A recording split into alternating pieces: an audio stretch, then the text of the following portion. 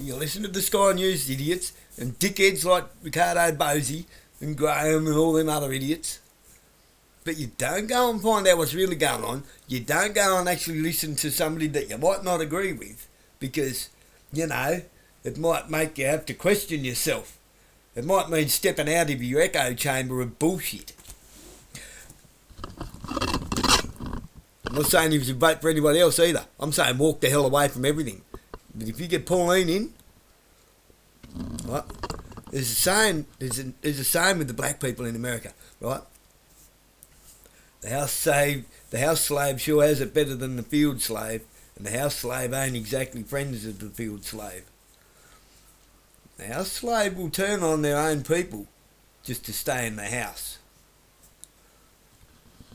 You put a house slave out in the field for a while, he'll do anything to get back in that house.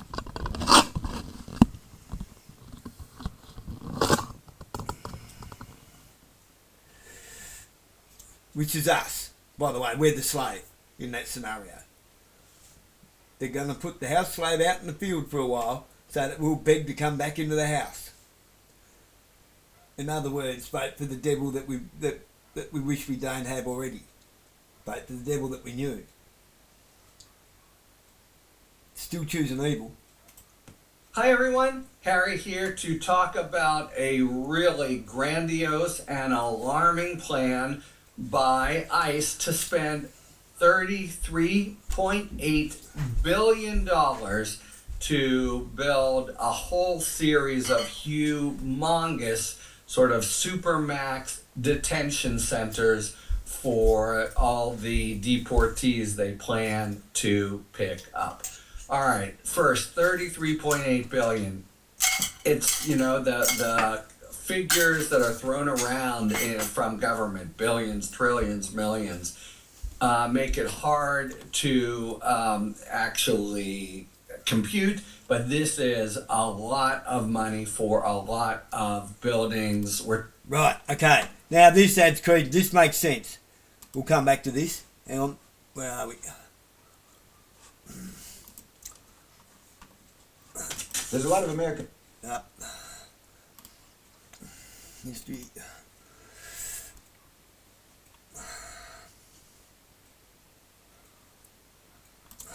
Senator John Kennedy. Flight centers. I've just done a video on that. That'll take a bit to upload.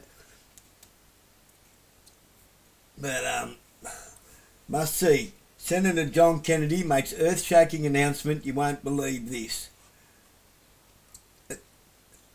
What we're about to watch here makes UK and Europe sale has landed with the best deals of 2026 across.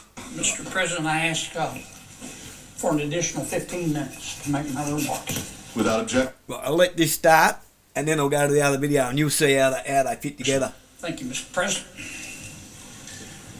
Mr. President, I'm going to spend a few minutes talking about a couple of different topics. First, I'm going to try to explain to the American people what's going on around here.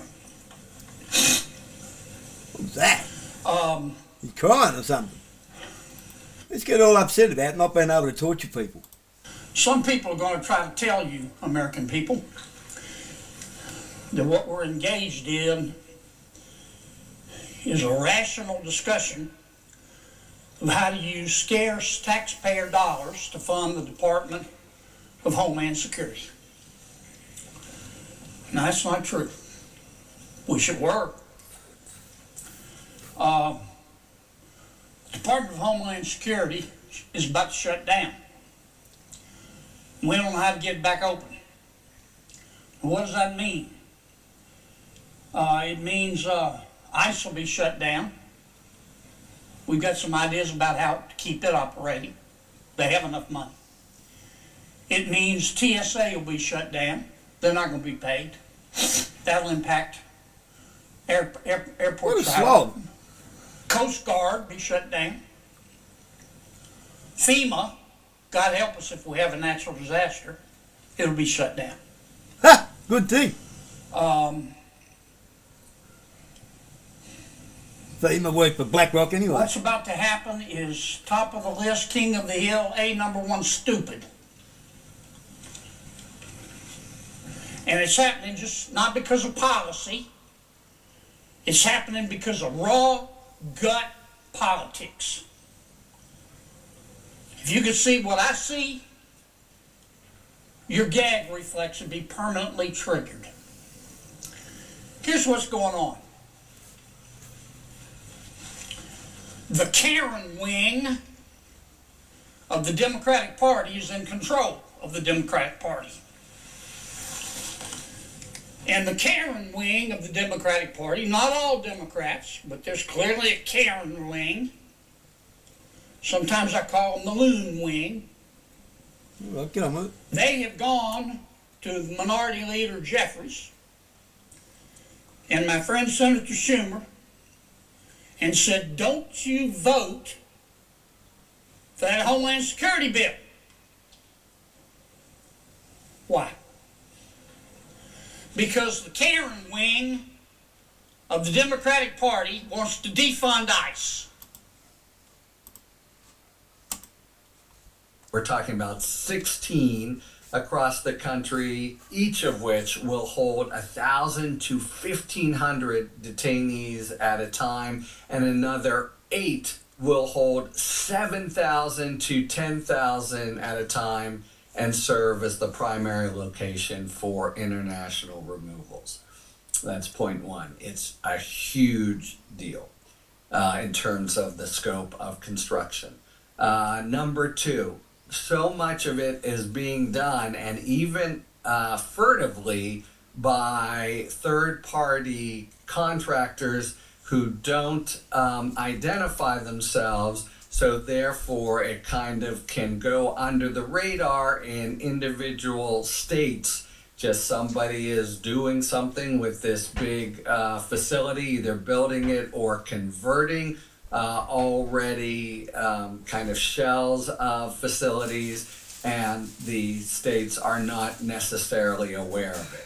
Third, that really matters because a lot of states would not want these huge detention centers there, and it might prompt a kind of political process that obviously the Department of Homeland Security is trying to keep quiet as long as possible. Fourth, there's some way of thinking about it that it might be an improvement. This has been a real scandalous and largely under the radar aspect of the whole ICE operation. You have people thrown into detention centers, and the stories that come out when they do, which is infrequent, are horrifying and completely unbefitting of any kind of evolved democracy, much less the most powerful, wealthy nation in the world. Just people kept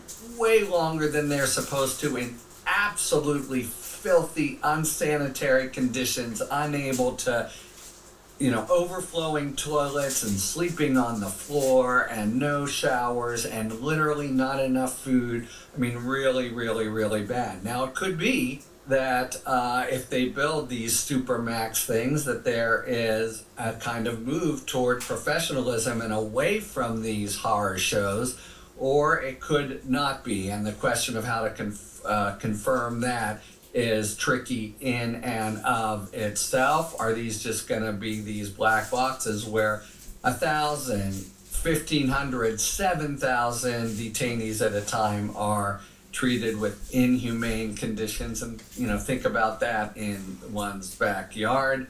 Department of Homeland Security has suggested that it's all on the up and up, and they're coordinating with states. Guess what? The states don't seem to agree. So the New Hampshire governor, the DHS reported, we gave the whole budget plan, etc. The governor said, I don't know what they're talking about. That didn't happen. And fifth point, it really matters, the plans here. I spoke with Governor Shapiro of Pennsylvania a couple days ago. That's a really good conversation, by the way, that's going to be on a YouTube that will drop in a few days.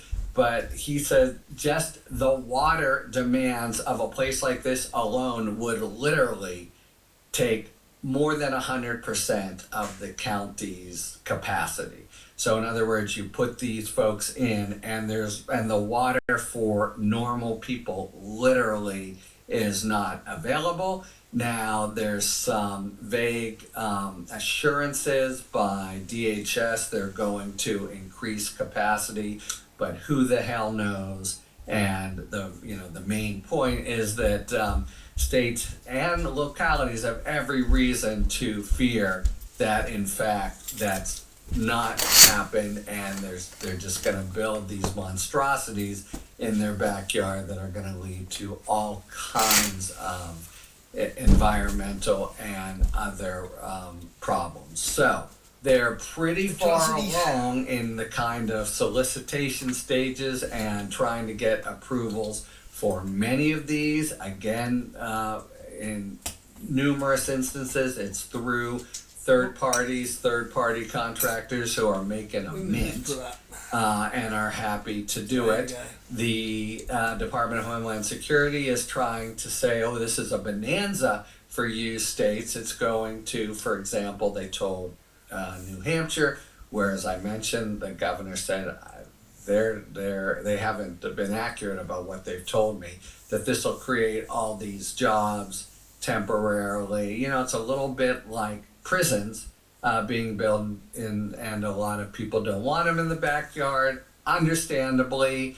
On the other hand, there is a political process, or the federal government can try to make it happen. But we have here, from the evidence of all that's gone on, I think, real basis of concern. This is, again, emerges in my conversation with Governor Shapiro, that this is going to be a huge sealed constitutional free zone where, you look at what's going on over the highway and it's like Kazakhstan, or a total sort of democracy free zone where really the laws are completely abridged. Well, as you can see, what was going on is why it's been defunded, obviously.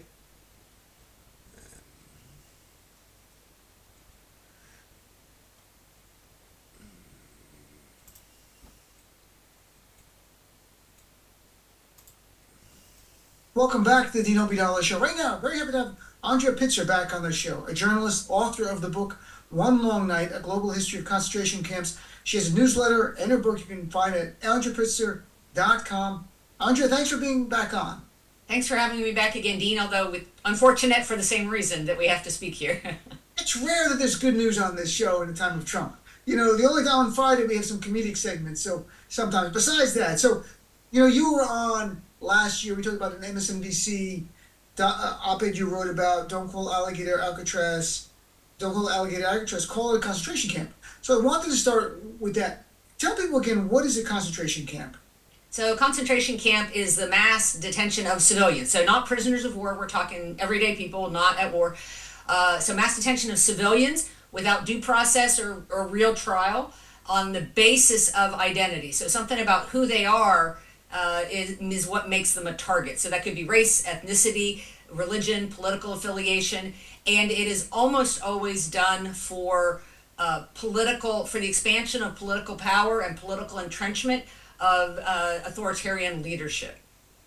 And did you make, there's no due process in it? The idea just round people up, put them in a camp, and it's open-ended detention? Yeah, and so that's the thing, is that in every system I looked at, and I've looked at systems around the world, 6 continents, more than 130 years at this point, in every single system, these kinds of camps, this kind of detention was done as an end run around whatever was the existing legal system. Now, some of them were not legal systems you and I would have liked, but they're not always democracies where the camps rise, of course, many other places, but in each case, these kinds of camps and this kind of detention is an end run around whatever was in place, because the person who wants that leader or that party that wants the power doesn't have the patience or can't use the tools at hand. So they try to bring something bigger that won't have due process, that allows indefinite detention, And this is what we see people turn to it again and again because systems have a way of slowing people down. More and more news reports are popping up describing warehouses. It's massive, and it's zoned for industrial development. It's even right next to an Amazon warehouse That the Trump administration is acquiring. For a price tag of about $70 million. The 418,000 square foot building is equal to more than 7 football fields. With plans to convert them to detention facilities. Congresswoman, what do you make of the DHS warehouses going up across the country? ICE has spent over $500 million acquiring these formerly commercial sites. We're seeing what ICE is doing. I think every American should be alarmed. That's in addition to the tent cities like Camp East, Montana that are already operating around the country. They are building and have built a black box system that disappears people, both immigrants and U.S. citizens alike. Before the election, Donald Trump's... Did you hear what she just said?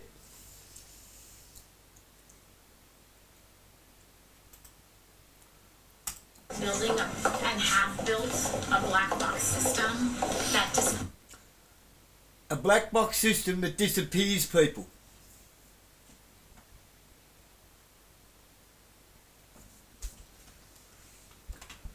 I'm not even kidding right now.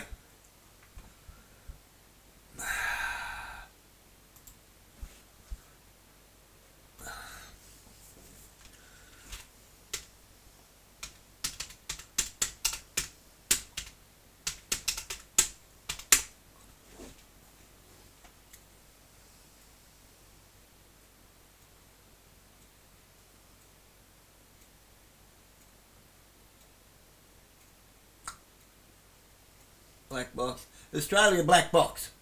There's one here in Australia.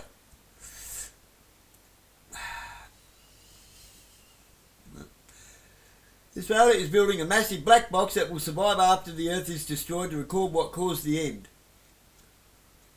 That's not the same black box though.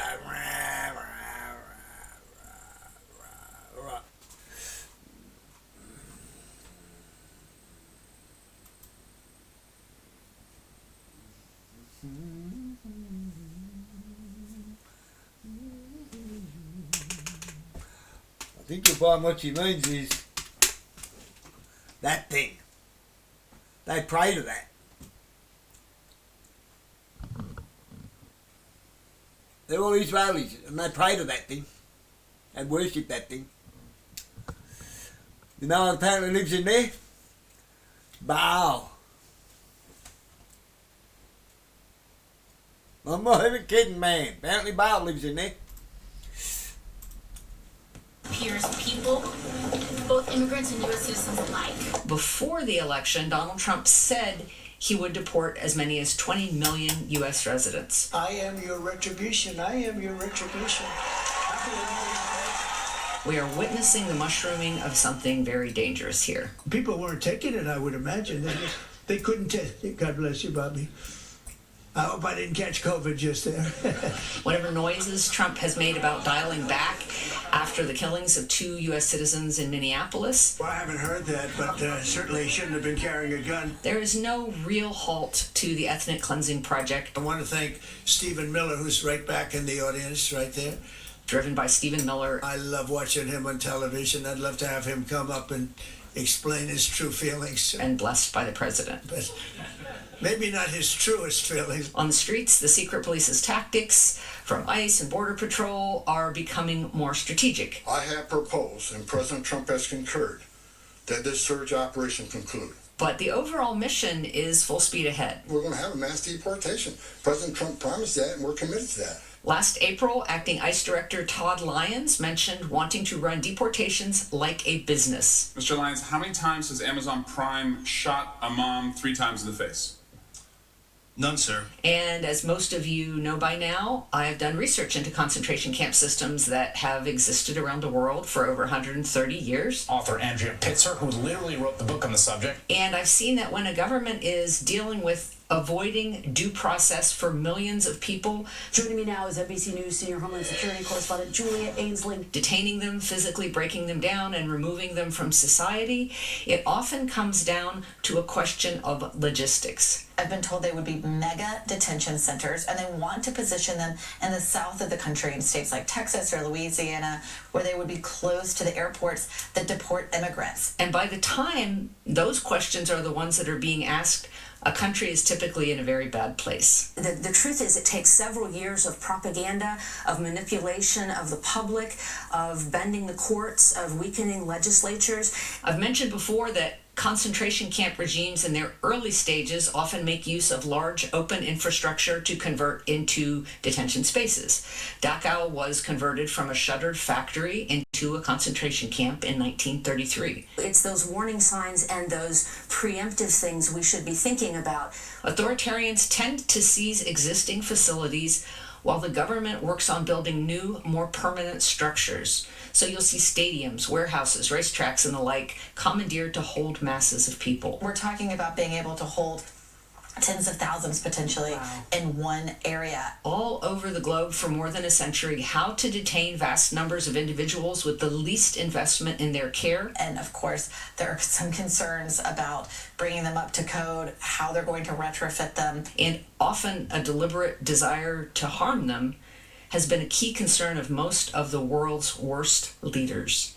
They're poisoning the blood of our country. Today I want to talk about this warehousing of humans, why it's a threat. Getting them out will be a bloody story. And why it's necessary for everyone to move against it as quickly as possible.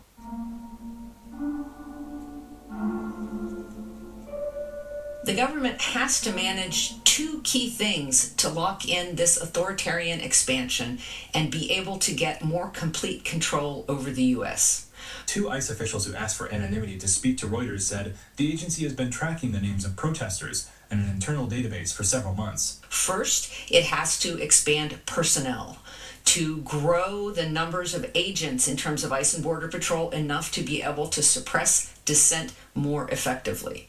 They say the database contains names, photos, actions that provoke suspicion, locations, and license plates, and that the effort was intended to spot patterns that could lead to charges. Secondly, it has to create a lot more detention beds to establish a much larger camp footprint, camp system, to serve as a tool of autocracy. My next guest has been a driving force behind President Trump's immigration policies. He is White House Deputy Chief of Staff for Policy, Stephen Miller. That can be turned against those the administration wishes to target at any point. The Democrat Party is not a political party. It is a domestic extremist organization. Trump and his allies are making progress at both, though they are nowhere near where they need to get. I am here today with Aaron Reichlin-Melnick, who is a senior fellow at the American Immigration Council and an expert at all things related to immigration policy in the United States, especially over the past extremely tumultuous year. Though the Department of Homeland Security announced in January it had doubled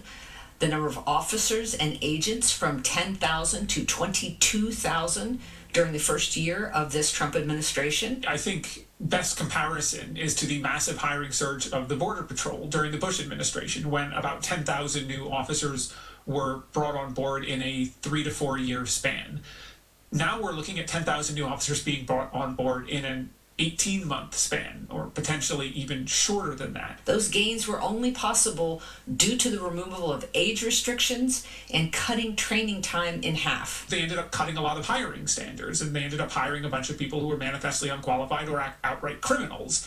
There were a number of cartel double agents that got hired during that period, and it led to a significant rise in corruption in the years after that because they had really lowered the bar for recruits. Everything that's happening now is that on steroids. Even so, that process and its results are under investigation right now. Congressmember Delia Ramirez of Chicago, the daughter of Guatemalan immigrants, announced she's taking the first steps to impeach Kristi Noem. Meanwhile, ICE and Border Patrol are becoming the focus of shame, pariahs to decent people nationwide. Now, let's talk about you, Mr. Scott, and CBP next. Under your leadership, CBP has attempted to execute Marimar Martinez, shooting her 5 times and not releasing the footage that you should release so that we can see the evidence. murdered Alex Preddy, used chemical agents dozens of times in Chicago after a judge ordered you to stop, conducted warrantless surveillance and racial profiling, and acted with total disrespect and disregard for the law while engaging in roving patrols, plate switching, dangerous traffic maneuvers, and observer intimidation. Stories of agents being forced to eat in hotel rooms when restaurants Oh, refuse that's to serve happening them, already. and other public humiliations have abounded. This work is good and effective and should be continued. Your agencies are unaccountable, paramilitary forces, and I have just as much respect for you as I do for the last white men who put on masks to terrorize communities of color. I have no respect for the inheritors of the Klan Hood and the Slave Patrol. Even more pressing at this particular moment is that DHS is having more success in something that regular listeners will have heard me shouting about for a year now: the acquisition of warehouse-style structures around the country for conversion to detention facilities. So we just put out a big new report, Immigration Detention Expansion in Trump's second term, that looks at the ways in which the detention system has expanded in the last year and where it may go from here. Several outlets have reported these kinds of acquisitions in places like Kansas City, Hagerstown, San Antonio, and many smaller cities and towns. What we found is that already in the first year in office, the system itself has expanded by over 75%. The federal government has brought more than 100 new facilities online that are in use. Most of these are state and local prisons, jails, county jails, those sort of things where local county sheriffs are renting out a few dozen beds. Last week, Philadelphia Inquirer sent Will Bunch to Tremont, Pennsylvania to report on the plans for a warehouse that is planned to hold 7,500 people there. But there have also been a significant number of larger facilities, often run by private prison companies, that have started holding hundreds, if sometimes thousands of people for ICE. But all of that capacity is by and large in pre-existing prisons and jails.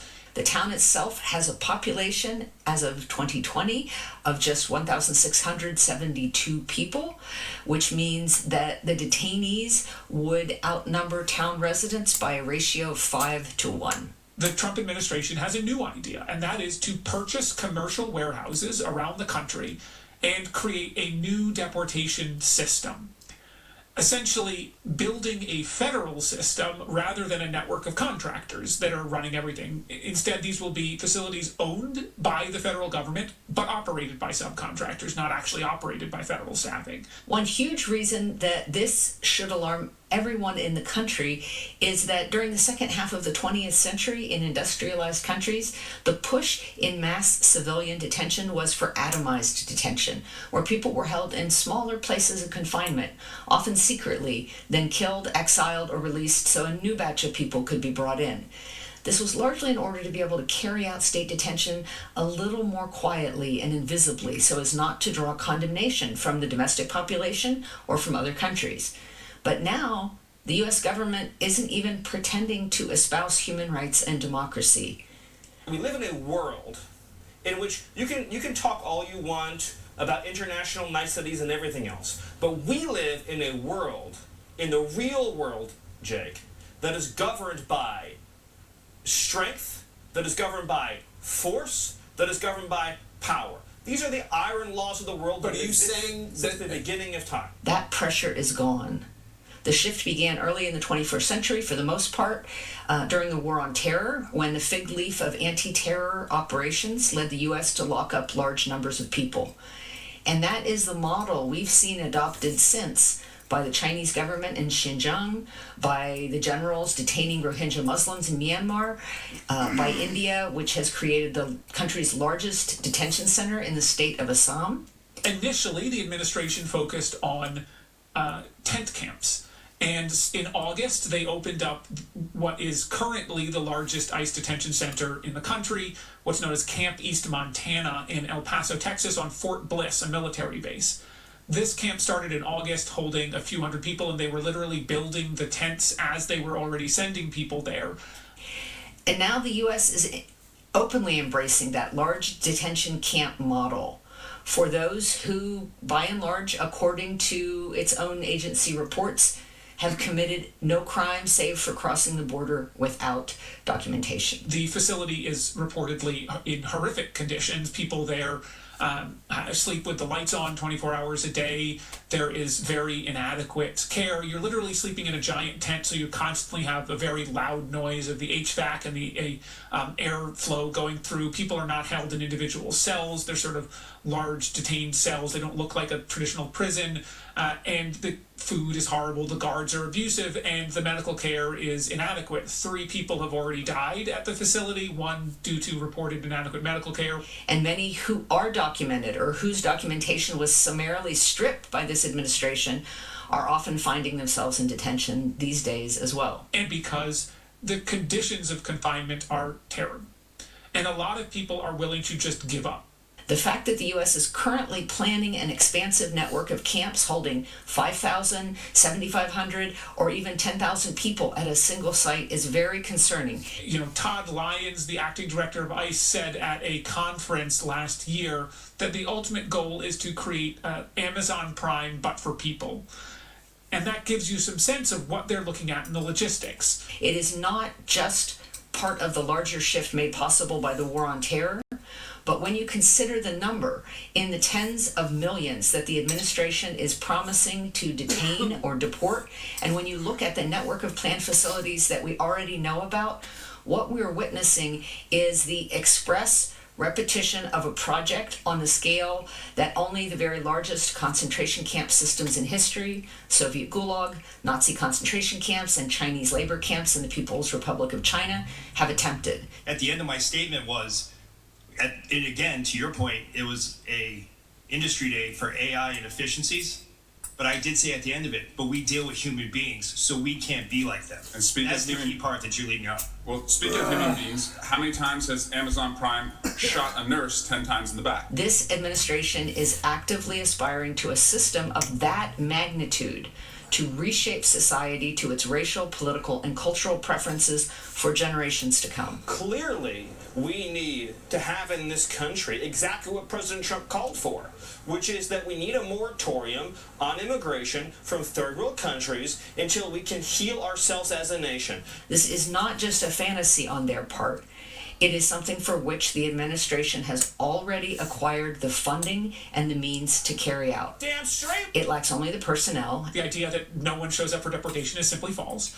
But therefore, detention was pitched as the way to ensure that once you actually get that deportation order, it can be carried out. And enough detention spaces. So right now, we are seeing all of those issues and the ways the system was built over the last few generations really culminating in this sort of explosion of detention today, where with the resources the Trump administration has on hand through the One Big Beautiful Bill Act, they may end up creating a new detention system that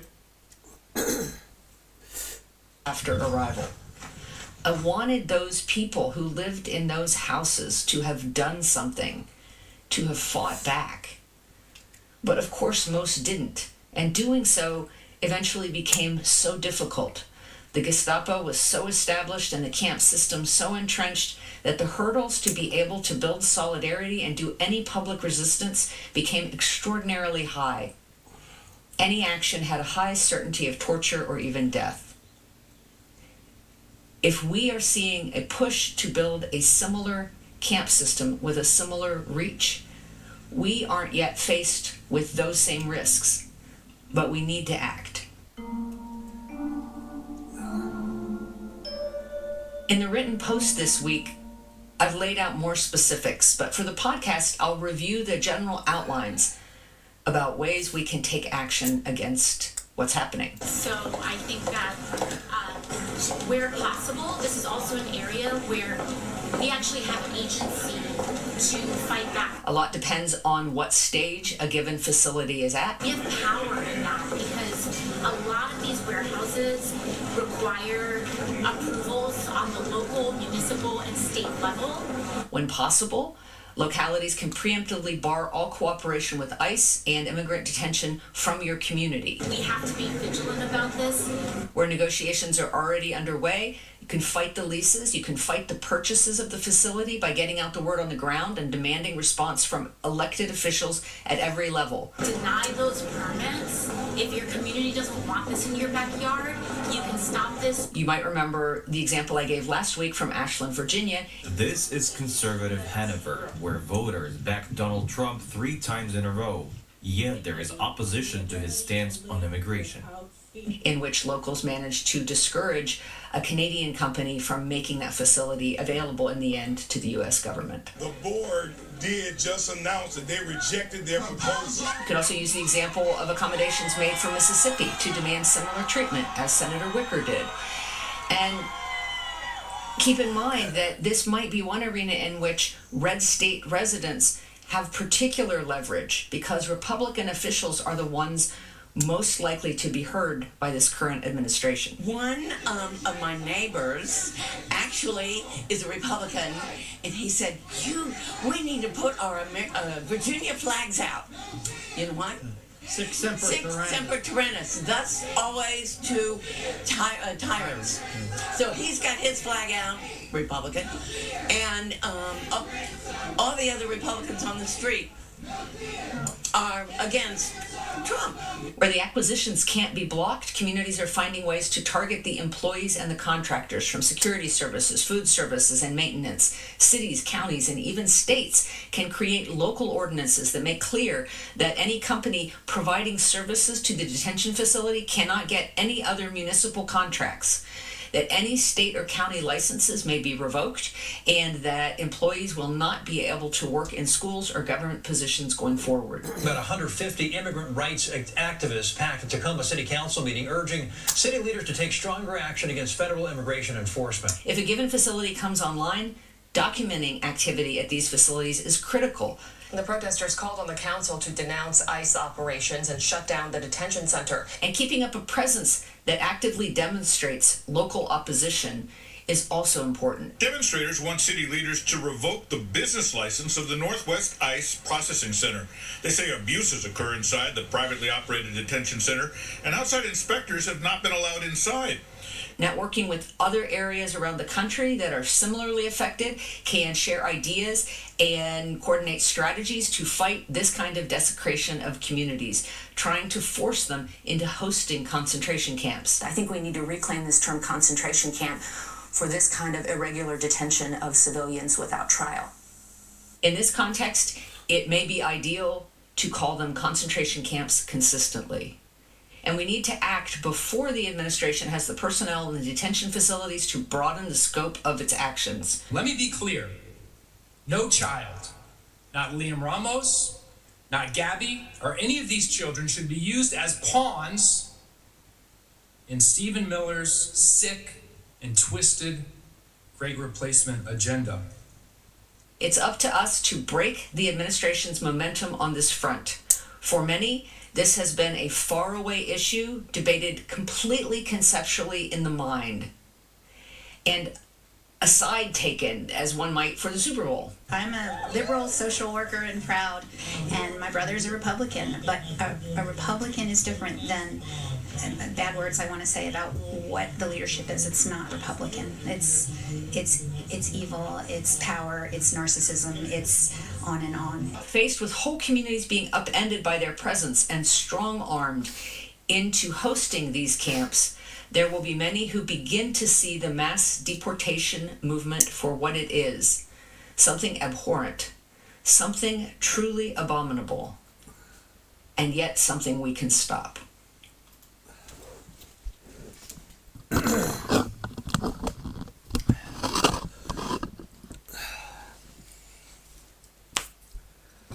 Take note, people. Guys, gals, and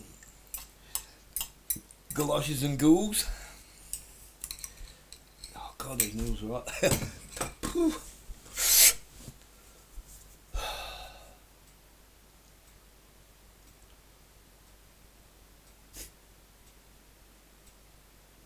Nobody has the right to treat another human being like that.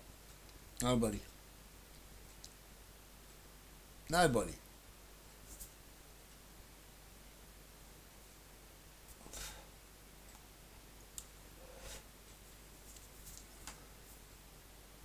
The abhorrent things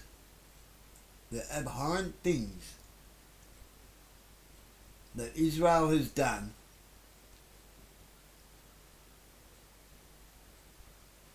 dressed up as somebody else I mean, come on.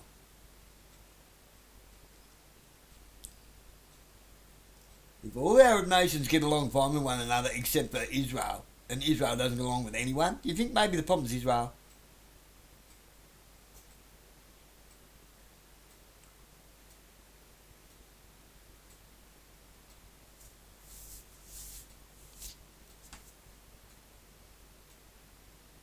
Do you think maybe the problem is Morocco? Do you think maybe the problem is you all think that voting for somebody else's? See, what's happened? What's really has happened in America? Exactly what I said was going to happen. Exactly what I said was going to happen, what? I was saying this back when COVID was kicking around, but we were still in lockdown. The pendulum swings both directions. But it's still attached to the same grandfather clock. The grandfather clock of control. And we keep winding it up by voting and swinging the pendulum back and forward. It never rests in the middle. And this time round we've shown what happens when it snaps back violently. And it's about to do it here. If we're not careful, well, I don't think we are going to be careful, because people are too busy voting on their own selfish needs, or wants and whims, more to the point. They don't care about what old Mrs. Martha down the road might need, or what the homeless people might need, because apparently that's all their fault, and they're just junky pissheads. And how'd they get there in the first place? Oh, that's right, you don't care. Just keep giving them money and food until they die out in the street somewhere, or wash up on some beach somewhere drowned, or in a toilet for some kid to find with a needle sticking out of their arm. Yeah, that's all right.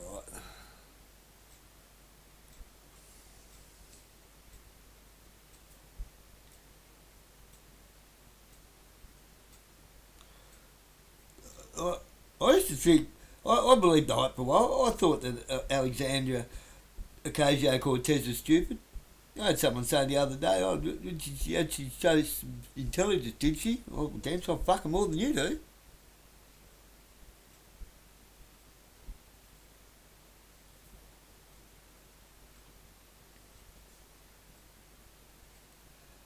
I'm going to find out about Lee Hansen when I meet her on Saturday. I don't know what I'm going to meet. I'm going to go out of my way to make sure I hand her a stack of like there. I'm talking about 15 A4 pages of stuff. We're going to print it all out yet. We're going to deal with court tomorrow first. I don't expect to meet much.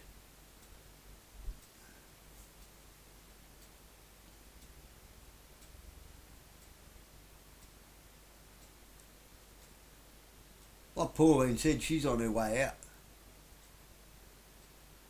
She's ready for her gold watch and a brown paper bag full of money and a forever pension and a cushy job somewhere, sitting on the board of the World Economic Forum or some shit.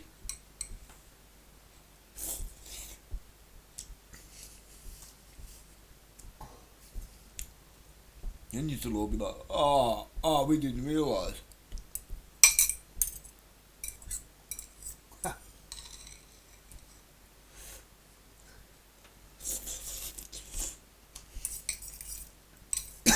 Oh, this is hot. Anyway, let that be a warning, because Pauline's already talking about mass immigration, mass deportation. She's already talking about it. Now, look at all of those camps that were built during COVID that are sitting empty. They've been building one down Hobart for quite some time. I painted some of it. Yeah, Fair Brothers are building it.